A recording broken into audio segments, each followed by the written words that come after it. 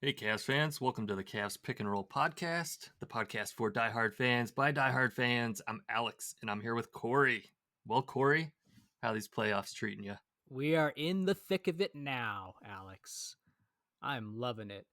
It has been quite a while since I've watched as much basketball as I have lately, meaning games outside of Cavs games. The NBA playoffs first opened up last weekend, Easter weekend, and I had a blast just watching, a bunch of different games from different series that I really don't care about much. But I was just all in that weekend and just watching Cavs basketball and then just NBA playoffs around the league. And Yeah, yeah, we're same. we're we're in the thick of it now, and it's fun. Yeah. I turned on so many different games I can't even remember, but it was fun to watch. Yeah, yeah, exactly. And we're in a good spot right now. The Cavs did what they were supposed to do, which is protect the land, protect home court, right? And as we all know by now, they're playing the Miami Heat in the first round of the playoffs, and they're up 2-0 on the Heat, Alex. So there's nothing really to be disappointed about so far. No, and up 2-0, but the two games played out very differently. They were, I think the Heat adjusted for game 2 and so did we, but you know, we'll see how it goes in Miami.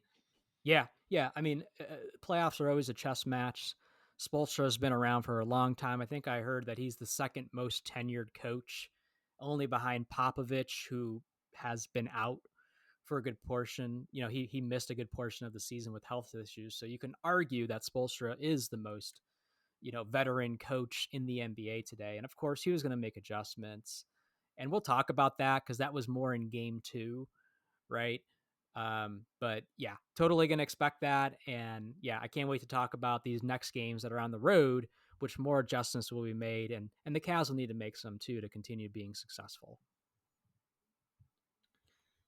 So let's get So into game one, Alex. yeah, it was it was a Cleveland Cavaliers. I Yep. mean, the Cavs just went off. The 3-point shooting was out of this world. They couldn't miss. It was it was awesome. It was everything that I hoped it would be. Um, it was really a showing by the guards, Donovan Mitchell, Darius Garland, and Ty Jerome. It was one of Uh, those Ty Jerome sanity games. it really was. And what's funny about this game, and you said it to me the next day at work, was so many players didn't even have to do anything this game, and we still killed them. Like, let's look at this real quick. So Donovan Mitchell gives you 30, Garland gives you 27, Ty Jerome gives you 28. That's your three-headed snake right there. And that's going to be tough to beat teams when, you're getting that amount of scoring. But once you start looking outside of that, not a lot much more was going on. Guys like DeAndre Hunter didn't even score in this game. Evan Mobely doesn't even hit double digits in this game. You know, Max Struess doesn't hit double digits in this game. So not only was it a Cavs kind of beat down, but it really didn't require much to achieve that on the offensive end. Yeah. I mean the shooting from the guards was so hot. And it never seemed like the Heat could do anything about it. They just couldn't chase our guys off the 3-point line. We just kept attacking. We didn't really need to feed the big men on the inside. We let them grab boards and do their thing without forcing it. Yeah, and that to me is our also what's funny about that is I feel like that's one of our biggest advantages in this series is our big men. Yeah, they have Bam over there, and I guess you could say that cancels out one of the two bigs, but the other big is going to be feasting, right? Like, okay, Bam's on Mobley, then Jared Allen should be feasting. If Bam's on Jared Allen, Evan Mobley should be feasting. And yeah, in this game, really neither one of them had to do very much to secure a 20 plus point, victory. Um, so it was beautiful to see, and you called out Ty Jerome. That was his first ever playoff game, his debut playoff game. Puts up 28 points. I want to say it was within like the top six. I thought I saw all time history, like for a debut playoff player to put up those kind of numbers, which is pretty cool. And there was a funny clip I saw after the game in the press conference of Ty Jerome and Donovan Mitchell sitting next to him. Mitchell has sunglasses on, and somebody was asking Ty Jerome about how his performance went, and all he said was solid, like it was solid. And Donovan Mitchell's looking at him, making faces like, "What? Like that's what you call solid?" Like, and they played into each other for the next minute or so. So that was a cool little clip after the game as well. Ah, that's funny. I'll have to look for that. Yeah, I did yeah. see some memes of the old LeBron, in the press conference wearing the sunglasses, Oh yeah. side by side with Donovan Mitchell sitting there wearing the sunglasses. Yep. Like it's serious now. It's very serious. Yeah, yeah, and just a great performance by Ty, and we've seen many of those this year. And what I was thinking throughout that game was, man, we're not there yet. We'll talk about this when the season's over, however it ends. But the number one priority this offseason has to be finding a way to retain Ty Jerome. You got to bring him back. You got to find a way. It just works. He just fits here. It'd be a big loss to lose him. And when he has performances like that and all the other ones he's had this year, man, just brings so much value and is ultimately going to be the difference maker in a lot of these series. He did get snubbed though, Alex. Unfortunately, that was one of the bad things that happened. He did not win the Sixth Man of the Year award. He was in the top three finalists that went to Pritchard out in Boston. Yeah, I mean that's fair. Um, I don't know. Yeah, I saw comments that Pritchard was playing a lot more minutes than Ty Jerome was getting, and that was kind of why. But it is what it is. I mean, yeah. It is what it is. Ty Jerome had a hell of a season, and he's going to have a hell of a playoff run for us. So as long as we find a way to bring him back, it would have been nice to see him get that recognition. But we all know how special he is and how much of a big part he is of this team and ultimately its success. yeah. Now I kind of want to look at Pritchard's numbers and see if because Do a those are side by just side. comments I was reading. Yeah, like why is a guy that gets starter minutes winning sixth man of the year? But I don't know. It looks like I see he's played 28.4 minutes per game. So now I wonder, Yeah, Jerome's probably up there he's though. I probably up there. mean, I bet you he's around 25 or so because you got to remember we don't we're one of those teams that play our starters the least amount in the NBA. So I would argue that Ty Jerome is probably not too far off from that. I don't have the number, but he's got to be in the mid 20s at least. yeah, I'm checking it right now. Ty Jerome, 19.9 minutes per game. Ooh, So I mean, there's a huge disparity there. that is a big difference there. So That is a Ty big Jerome's putting difference. up the same numbers and only playing, 2/3 of what Yeah, Pritchard was playing. yeah, that's a good argument. So Then that's a that's a good good argument. complaint. Yeah. Yeah. But yeah, this game was a fun game to watch. Again, Easter Sunday at home, home crowd into it, everybody pumped up, and again, you had the three-headed monster going off, and it was more than enough to put the Heat away. The Heat kind of struggled to just answer the Cavs' firepower, to be honest with you, and that's totally fine by me. Um, was there anything else that jumped out to you in Game One, Alex, that you remember at least? Um, Nothing I can think of at the moment. I mean, it was just total Cavs domination in that first game. I mean, they got a lead, they held on to it Yep. the whole length of the game, never let up. And that's exactly what you want to do. You want to send that message early on your home floor. So, yeah, good job by the Cavs in doing that and securing a convincing win. Game two, Alex, though, was a little bit different. Game two was a little bit more of a roller coaster where the Cavs did build a lead. They went off on the second quarter, put up 43 points, outscored them 43-27, went into halftime, double digit lead.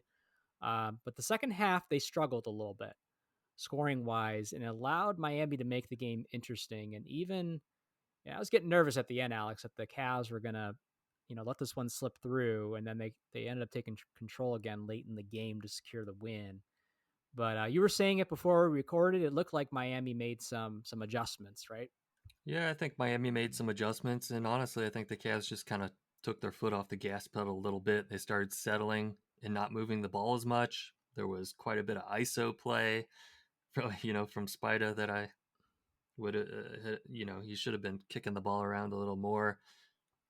Yeah, Yeah, it's and it's the Cavs. They tend to do that sometimes. I blame it more on that the Cavs kind of just went cold, went away from what was working, which was moving the ball. I watched that game on the local broadcast. The first game I watched on TNT or whatever it was, so it was national, national media, to where I was like, oh, I can still watch this on the local broadcast. And Brad Doherty was saying it. He's like, they need to move the ball. They're not moving the ball around. It's just one shot, miss it, and they're done because they're not getting the rebound afterwards as well.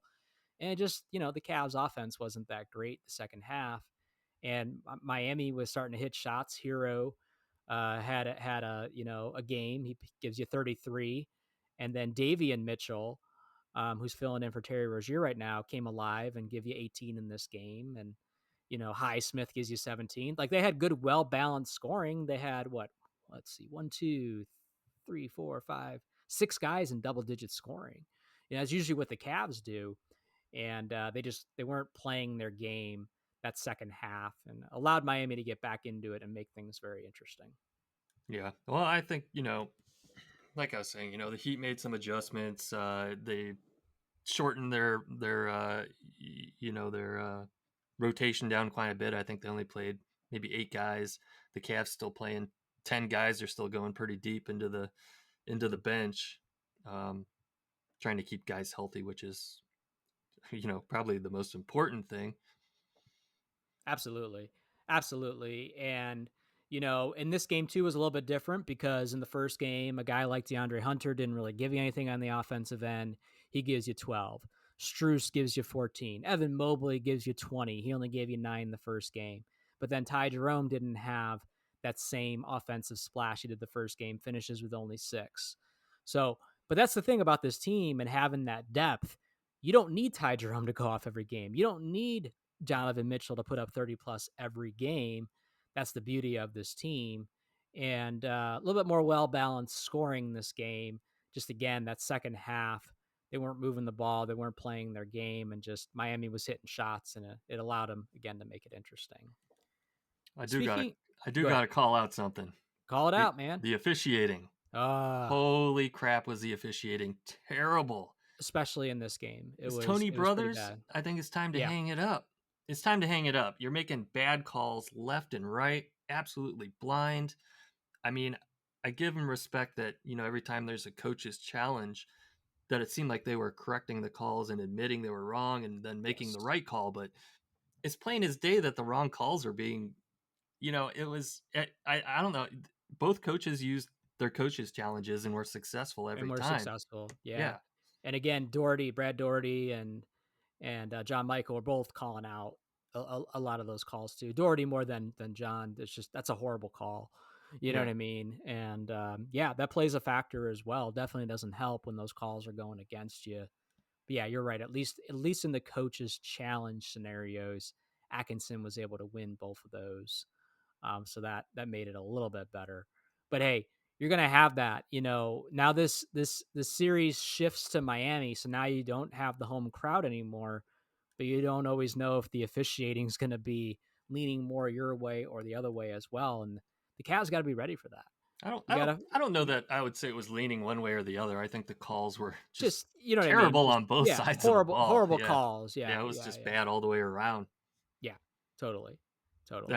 One example was I think there was a play where the ball was rolling across the court almost out of bounds. I mean, it was still probably, I don't know, At maybe least a a foot. foot. At Yeah, least like a a foot. foot from being out of bounds. And was it Struess? I think it was either Struess Garland. It or was Garland. Garland. Garland Garland dove was. for it and Yep. pushed it back in bounds, and they called it out of bounds. And it's like, what are you guys looking at? It's not even close.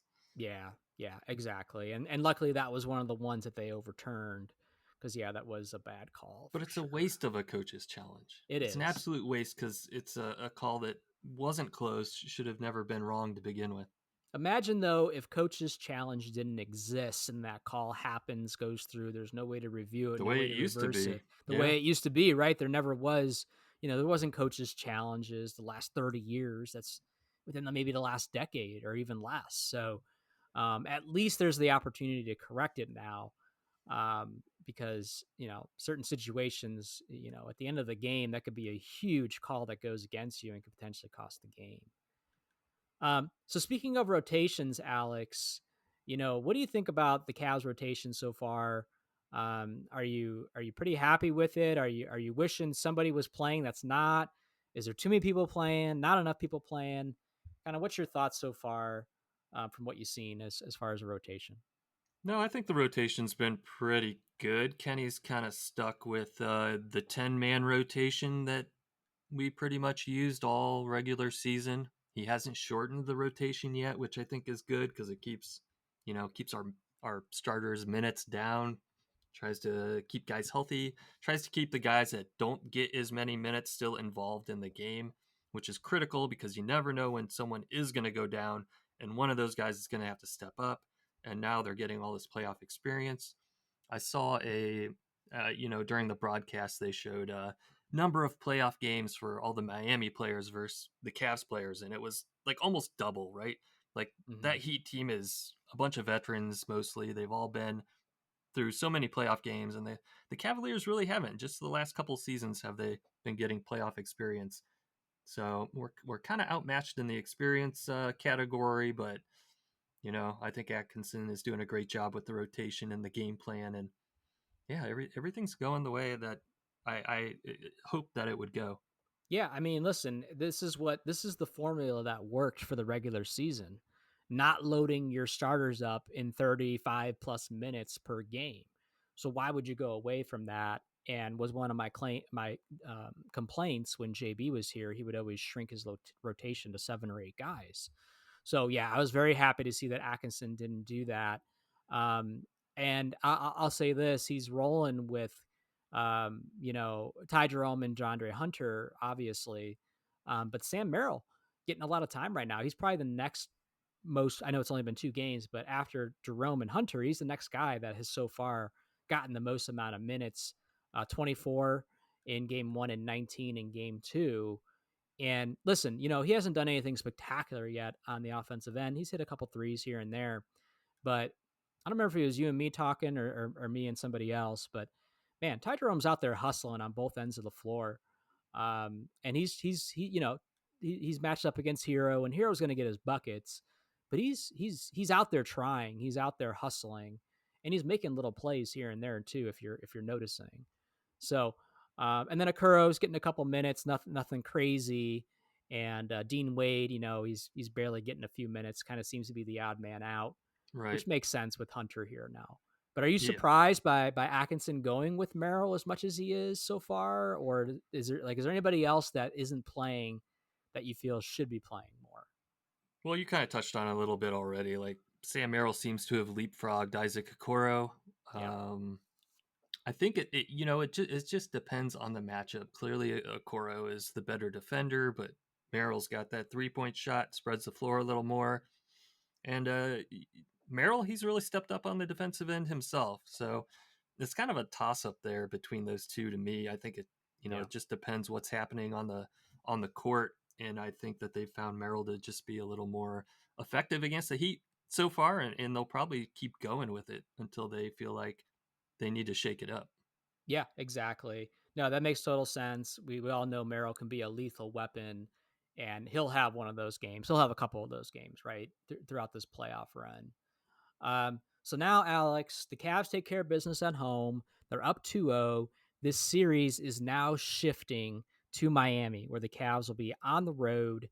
What do the Cavs need to do to continue to be successful on the road, and again, try not to extend this series any longer than what it needs to be? They've just got to keep playing Cavs basketball. They just got to set the pace. They need to, games they jump out in the lead on early. They tend to maintain the lead all the way through the game.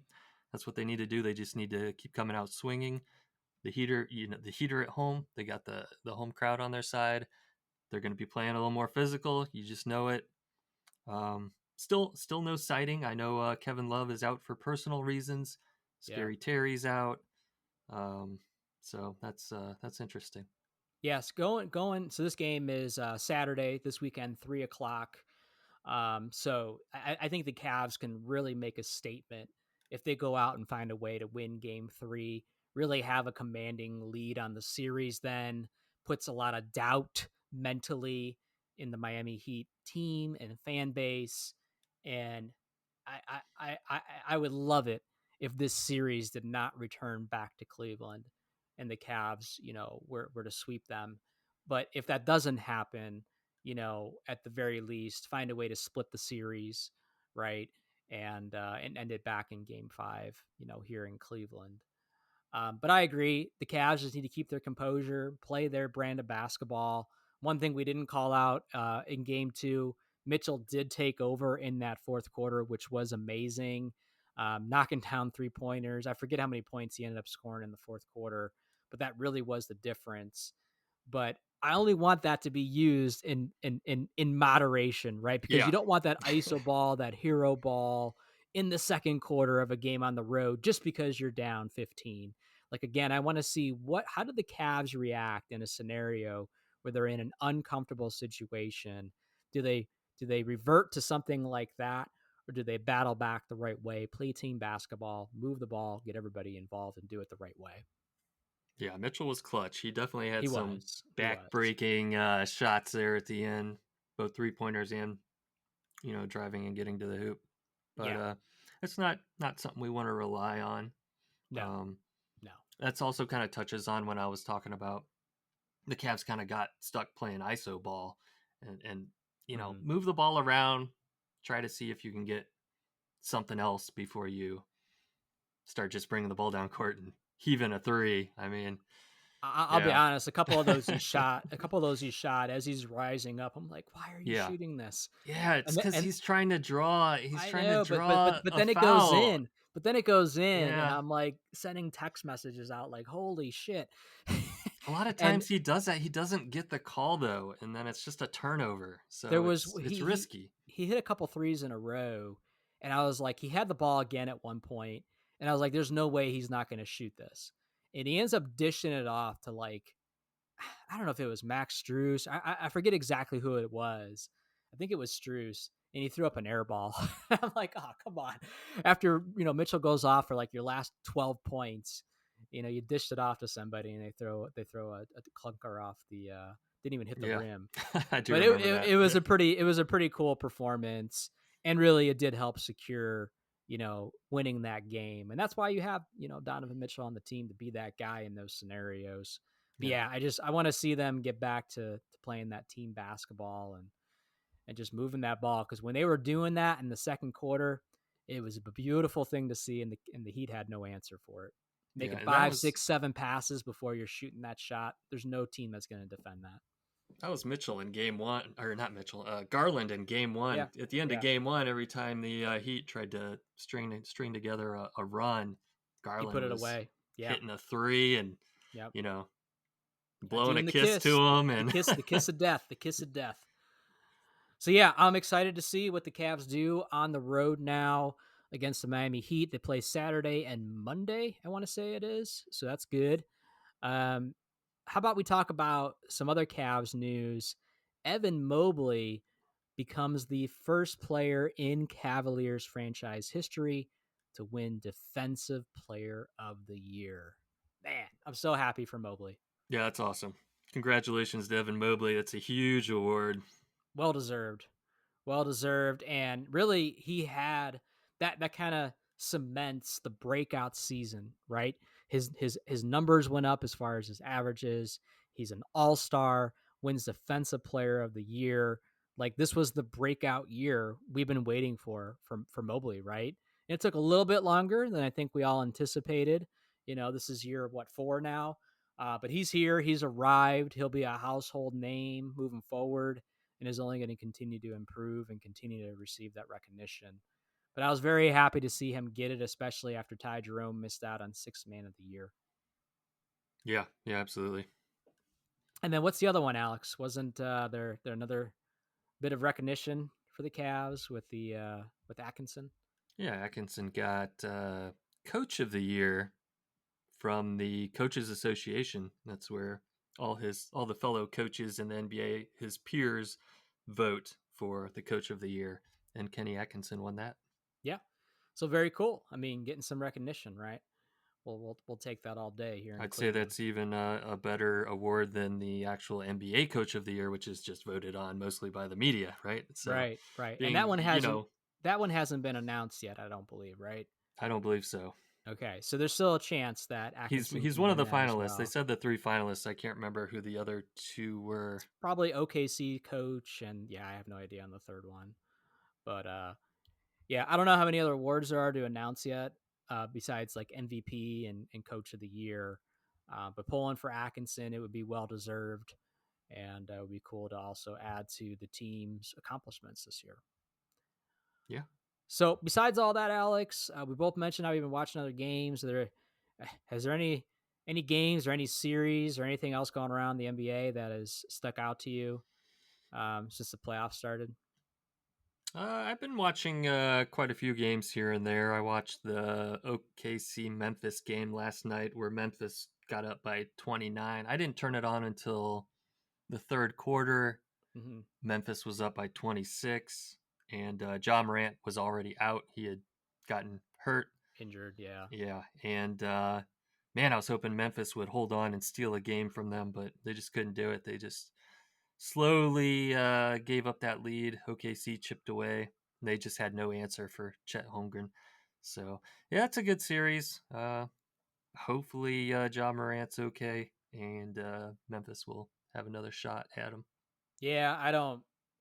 I'll be honest. Memphis doesn't have a shot, I anyways, know. in this series. Plenty of people that don't root for Morant. Yeah, good Yeah, riddance will be, unless you're in that fan base, most of the NBA probably realizes that Memphis doesn't have much of a shot. I would argue that Miami has more of a shot than Memphis probably does as yeah. far as I the was the just eight hoping seed. they would steal one against Yeah, I OKC know. because I know. OKC is the number one team in the league, right? So Sure. Sure. it's like the Cavs' collision course. So Yeah.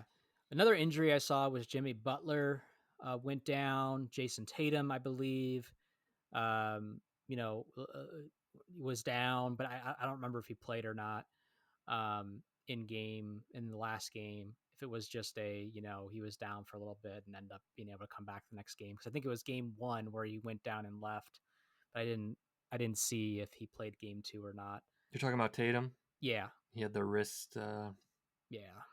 contusion or bruise, something. Yeah. Right, right, right. So, you got some of that going on. The series I've had the most fun watching is Detroit and New York, which was one that you called out. I missed game three, which was, a 2-point victory by the Knicks. It must have been another good one. But I watched both game one and game two. Detroit should be up in that series right now. They unfortunately let a lead slip away in the first game, almost did it in the second game. But man, they're a bunch of just players, outside of Cunningham. There really isn't too many, other quote unquote star players, right? But Dennis Schroeder was the hero in that game. When made the go ahead bucket with under a minute left, and Detroit just, man, they just play aggressive defense and have locked down New York pretty well. I think New York ultimately still wins that series, but hey, if you can give New York a little bit of trouble along the way, that's okay in my book. The Clippers are giving the Nuggets a run. The Clippers are up in Yeah, I that saw that. series 2-1. The Nuggets 2 to lost 1. Russell Westbrook to injury. Yeah. It's like I said, man, a lot of this is luck too, right? Because it's who's going to remain healthy? Who's going to play the right basketball or get hot at the right time?